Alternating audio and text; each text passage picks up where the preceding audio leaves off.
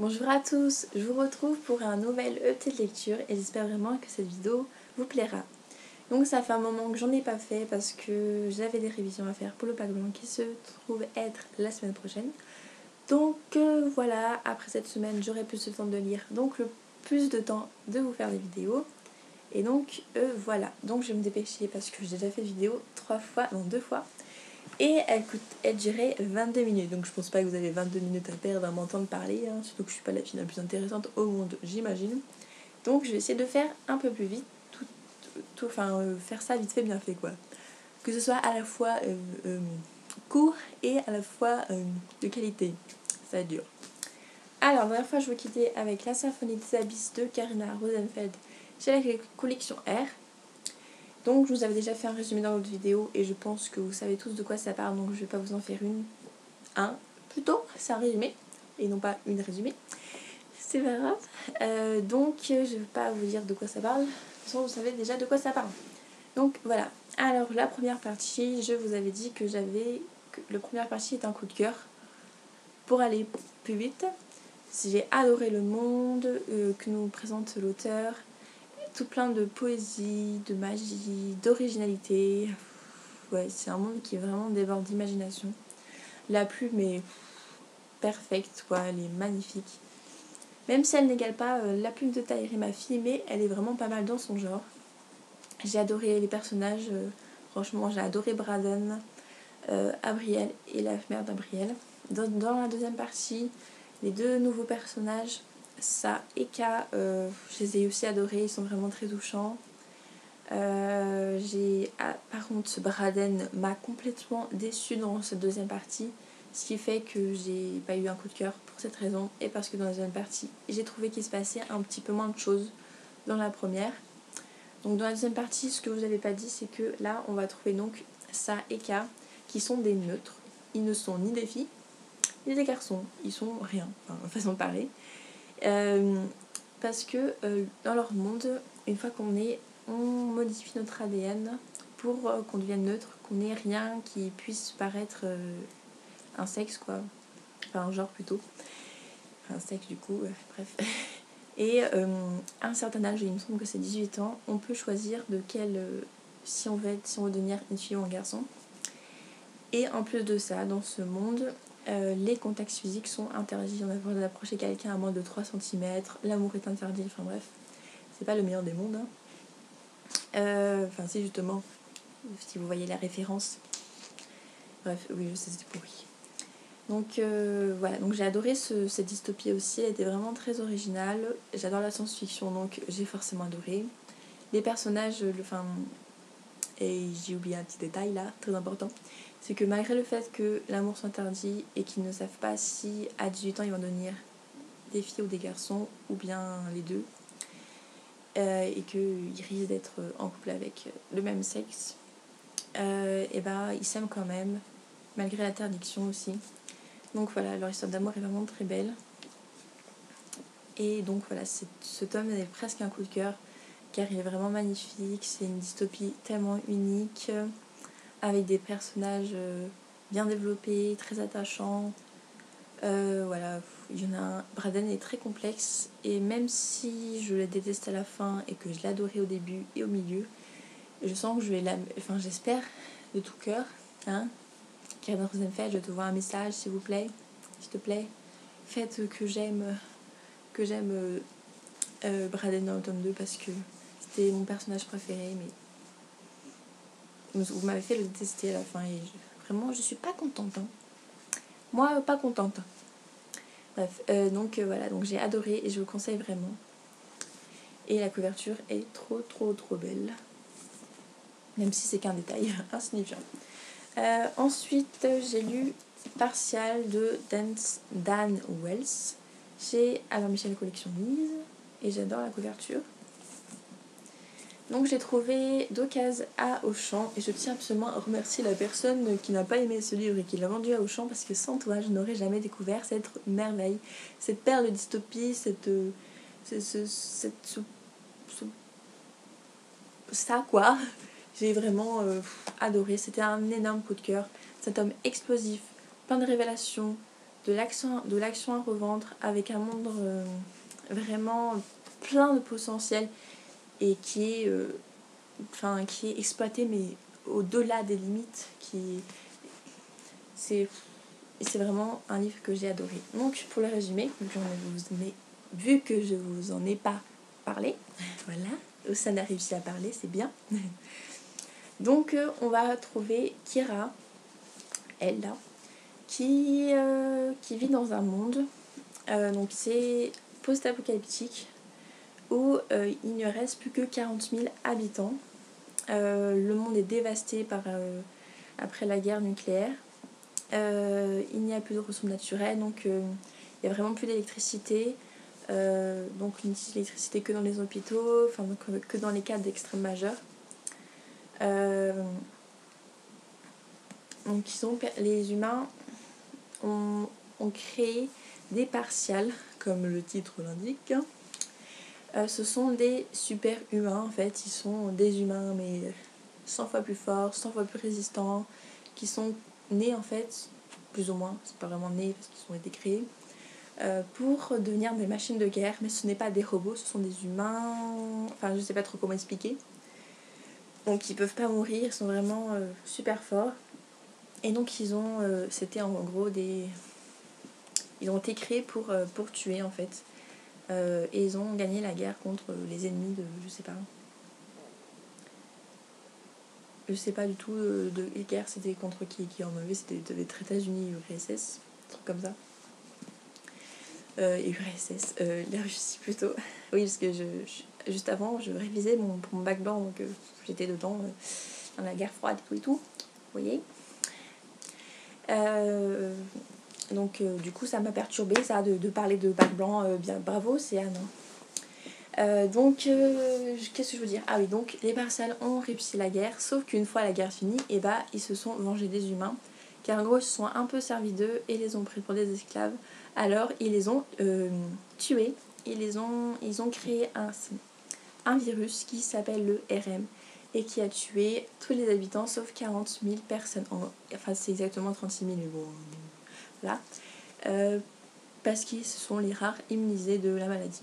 Sauf que immunisé ne veut pas dire qu'on n'a pas de virus et qu'on ne le transmet pas à nos enfants. Ce qui fait que malgré le fait qu'il y ait des survivants, ils ne peuvent pas se reproduire. Car les enfants, une fois nés, au bout de 3 heures, ils meurent, tout simplement. C'est beau la vie, hein. Donc ce qui fait que Kira, qui est médecin, fait tout pour trouver un remède. Surtout depuis que sa meilleure amie est tombée enceinte. Elle veut absolument que son bébé survive, parce qu'elle veut pas que toutes les autres mères subissent la mort de son enfant. Donc dans ce monde, il existe la loi Espoir, qui a été créée depuis qu'on a découvert que les humains ne pouvaient plus se reproduire. En fait, c'est un petit marque-page qui tombe comme ça, là, pour faire un petit peu d'action. La loi Espoir, en fait, oblige toutes les filles de 18 ans à avoir un enfant par année pour multiplier les chances de trouver un bébé immunisé et de trouver un antidote. Donc voilà, elles sont obligées de tomber enceintes et de devoir subir la mort de leur enfant. Donc c'est vraiment horrible. Et donc en gros, dans ce livre, il n'y a que des révélations. Donc Kira va rencontrer un partial, il va se passer plein de choses, c'est un truc de malade. Donc la première partie de 150 pages est plus lente parce qu'on découvre le monde, les personnages et blablabla. Donc forcément, le début est un peu plus lent. Donc je l'ai lu en plusieurs fois. Mais après des 150 premières pages aux 520 pages, je l'ai lu limite d'une traite tellement que c'était bien et je pouvais plus le lâcher. C'est un page turner de malade, de fifou, de tout ce que vous voulez. Donc j'ai vraiment adoré, j'ai eu un énorme coup de cœur. Et donc forcément, après avoir eu un énorme coup de cœur, j'ai fait quoi, hein?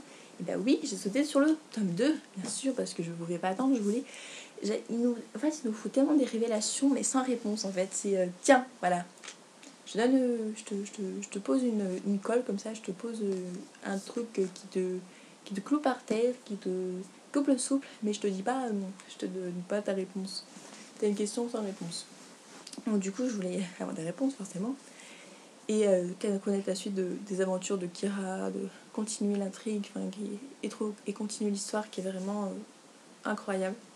Donc j'ai acheté Fragments, toujours pareil, de Dan Wells et de Albert Michel. Et franchement j'adore la couverture. Elle est vraiment très belle. Donc là par contre, petite déception pour le coup. Parce que forcément quand on a un énorme coup de cœur pour le tome 1, le tome 2 a intérêt à en jeter. Il veut rester en tête. Donc du coup, pendant 350 pages, nous avons droit à de la survie dans les ruines du monde, à chercher des gens, soit des personnes, soit à trouver quelque chose, soit à chercher quelque chose plutôt, sans vraiment qu'il y ait d'action. On a toujours l'humour du tome 1, on a toujours l'ambiance, les personnages ils sont évolués, les relations entre eux aussi, il y a quand même de la matière, l'intrigue avance un petit peu, mais très très lentement. Mais il n'y a pas vraiment de révélation d'action, ce qui a fait carrément le charme du tome 1, à part dans la quatrième partie, qui est... Je vais vous la trouver, je l'ai trouvée dans les 2 premières vidéos, il n'y a pas de raison que je la trouve là, je trouve pas là. Donc en gros, l'action de malade mental et les révélations et les réponses à nos questions, une réponse à notre question, voire 2, non, les 2 réponses à notre question, étaient uniquement ici. Donc j'aurais peut-être voulu que ça soit se concentrer un peu partout, qui mélange les 2 parties là pour faire un truc un peu plus homogène, parce que ça fait que par moments je me suis ennuyée, et là je trouvais franchement que ça allait trop vite, parce qu'on n'avait pas le temps de digérer les révélations qui nous en foutaient une autre. D'un côté c'est pas plus mal, parce que après avoir attendu qu'il se passe quelque chose, et on a vécu dans le vie qu'il y ait plein de choses qui arrivent.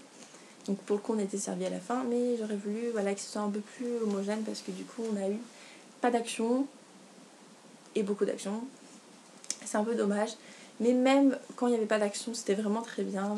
J'ai vraiment beaucoup adoré suivre Kira, ou même les différents points de vue, parce que dans ce tome 2 on suit les points de vue de tous les personnages pratiquement, alors que dans le tome 1 on suit uniquement son point de vue, donc ça a donné de la richesse au livre.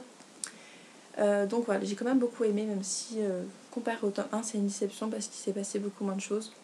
Mais vu la fin, franchement moi je dis le tome 3 ça aussi bien, voire mieux que le tome 1, car là on aura enfin nos réponses à nos questions, et on aura encore des relations de malade, c'est obligé, et j'ai vraiment trop hâte. Il est sorti en VO en mars, donc je pense l'acheter en VO. Je peux pas attendre plus longtemps là, il me le faut maintenant. Donc voilà. Ensuite, je vais vous présenter mes lectures en cours. Et donc, je suis en train de lire Anna and the French Kiss de Stephanie Perkins. Voilà, en VO, qui est sorti en France si ça vous intéresse, chez La Martinière Jeunesse. Donc, j'ai lu 100 pages sur 370. C'est pas beaucoup, étant donné que ça fait 2 semaines que je suis dessus. Le truc, c'est que c'est un contemporain, c'est pas vraiment mon truc. Et c'est une romance. Et c'est pas vraiment mon truc. J'adore les romances, mais dans un contexte avec de l'action où il faut qu'il y ait de l'action à côté, parce que s'il y a que de la romance, je m'ennuie complètement, surtout si c'est un contemporain. En plus c'est de l'anglais, donc voilà, ça gâche, je sais plus ce que je voulais dire. Bon, tant pis, voilà, c'est pas bien quoi. Super comme argument aussi. Donc ce que je veux dire c'est que du coup je m'ennuie un petit peu, vu que ça contemporain, il se passe pas vraiment de choses, mais c'est tout mignon, c'est tout frais, et voilà, je passe quand même un bon moment. Mais si vous voulez un livre d'action et d'aventure, c'est pas du tout ce qu'il faut lire, hein, ça c'est sûr. Je savais bien sûr qu'en me lançant dans ces lectures il fallait pas s'attendre à l'action. Je voulais justement changer et prendre une petite romance toute mignonne. Et je pense que ça va l'être. Mais je pense quand même beaucoup aimer. Mais pour l'instant, il ne passe pas grand chose. Et je suis en train de lire le Saint Graal. Le meilleur livre de tous les temps. La meilleure trilogie de tous les temps. Mon bébé, mon précieux, mon tout. Insaisissable, le tome 3. Ne m'abandonne pas, de Tahir et ma fille chez Michel Lafon. Elle est pas magnifique cette couverture. Et j'adore ce bleu clair, il est trop beau. Et franchement, les petites fleurs avec la robe, je trouve ça vraiment magnifique. Ça fait juste un peu bizarre, la meuf elle se fait un câlin genre ah je m'aime. Désolée pour ce moment un peu voilà. C'est juste ça c'est un peu perturbant quand même, non? Je trouvais pas. Bref. Donc j'ai lu que dalle parce que j'ai lu après avoir fini Fragment, je pouvais pas dormir malgré qu'il soit 1h du matin. Donc j'ai commencé. J'en suis à 40 pages sur 400. Et pour l'instant, bah, j'adore forcément. C'est Tahir et ma fille, c'est insaisissable. Pourquoi ne pas aimer? Il n'y a pas de raison que j'aime pas. Donc je pense le lire, je pense dans un jour, voire deux, j'aurai fini, hein, c'est obligé. Je sais que je vais aimer, je me fais pas de doute là-dessus. Donc voilà, c'est une lecture que je sens qui va être mémorable. Surtout que les Américains qui n'avaient pas aimé le tome 1 et 2 ont eu un coup de cœur pour le tome 3. Alors moi qui ai un coup de cœur phénoménal pour le tome 1 et 2, je me demande ce que je vais ressentir pour le tome 3. Je sais pas. Ça va être un truc de malade, je sens. En tout cas, j'ai vraiment super hâte. Je l'ai commandé, enfin je l'ai précommandé avec l'option premium mais gratuit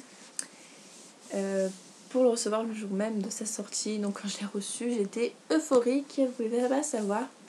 C'est comme si j'avais 6 ans et qu'on m'avait annoncé que le Père Noël existait vraiment et que j'allais à Disneyland Paris en même temps, en gros. J'étais à peu près dans cet état-là, si vous voulez imaginer. J'ai trop envie de le lire et d'en parler, là, ça me donne envie d'arrêter la vidéo et de lire tout de suite. Je crois que c'est d'ailleurs ce que je vais faire. Donc voilà. Donc ensuite, pour mes prochaines lectures, je sais pas encore ce que je vais lire. Parce que, vu que j'ai effectué beaucoup de nouvelles acquisitions, tous, mais absolument tous les livres me donnent envie. Donc vous pouvez pas savoir ce qui se passe dans ma tête, je suis complètement paumée. Je sais pas du tout quel livre je vais lire. Je vais faire la barre, tu te barres, parce que je suis incapable de choisir. Ils me donnent tous envie. Donc voilà, je vais vous poster une autre vidéo, ce sera un IMM et je vais vous faire aussi un taille. Donc à une prochaine fois, en espérant que cette vidéo vous aura plu, même si j'ai un peu raconté de la merde parfois, mais bon, ça au bout d'un moment vous devez avoir l'habitude avec moi. Et la vidéo est un peu longue, mais je vous ai épargné quand même 5 minutes comparé aux autres vidéos que j'ai fait, parce que j'ai essayé plusieurs fois de la faire, et donc j'ai gagné 5 minutes, c'est déjà pas mal. Donc je vous dis à une prochaine fois, bisous à tous.